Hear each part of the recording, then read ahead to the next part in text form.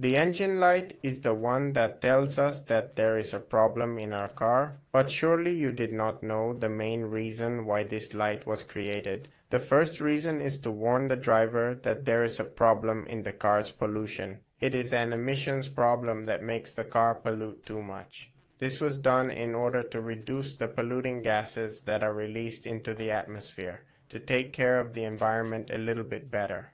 So if you see the check engine light, it might be an easy problem to solve, simply by doing some preventive maintenance. The second reason, and perhaps the reason we all know this light, comes from car problems and error codes. When you are driving and the car has fuel problems, loss of power, vibrations, among others. Whichever of these problems you have, the check engine light will surely be on. This happens because the car has an error code to show. When this happens, you must take it to a mechanic or a specialist with scanner that will detect the problem, and the computer will throw the error, and so it will be a little easier to solve the problem. The problem can be serious or mild. Everything will depend on the type of code that the scanner throws. The third thing would be the engine light flashing. This is something quite strange to see, but if you pay attention, there is this problem. The engineers made this function of the check engine to warn the driver that the fault is quite serious and that the catalytic converter is at risk. So if you do not pay attention and do not take the car to review and repair it, most likely,